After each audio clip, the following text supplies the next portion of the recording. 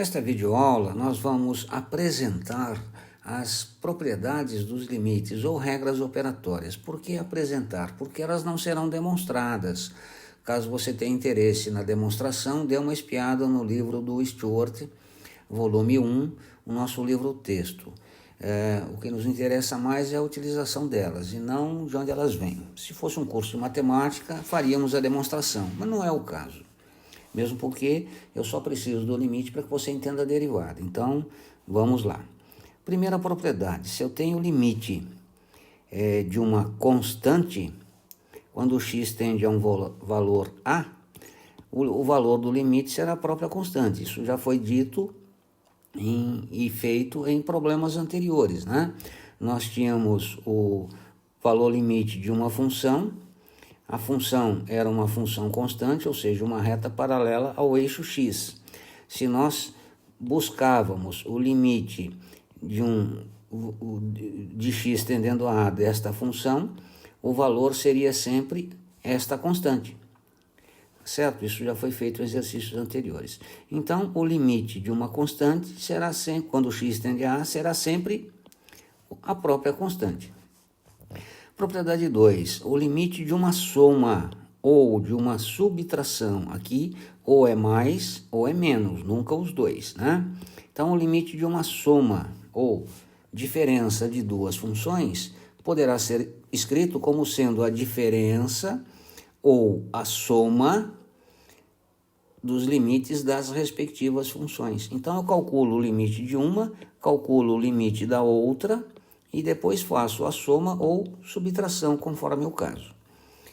De forma análoga, o limite de um produto de duas funções, ou mais, claro, quando o x tende a A, é a mesma coisa que calcular o limite de uma, o limite da outra, e, na sequência, multiplicar.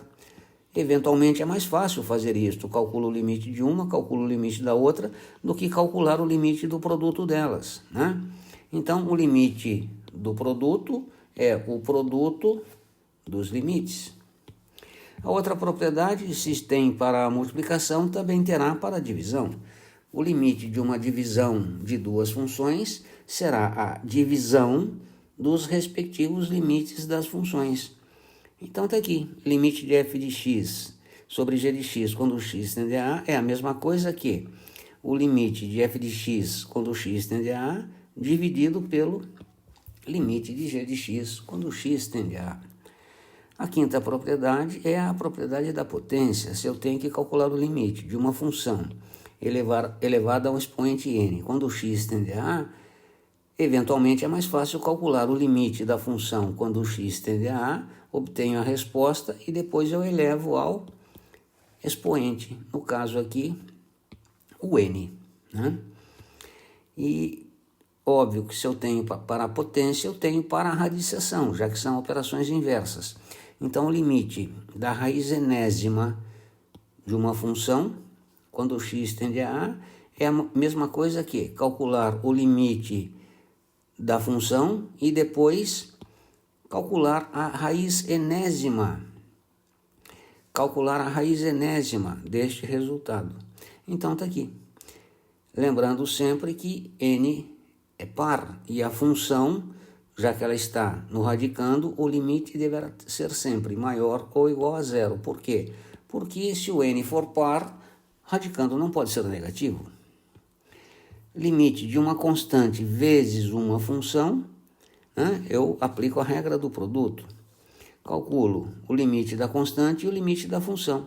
Ou ainda, mais simples, puxo a constante para fora, calculo o limite da função e depois multiplico pela constante.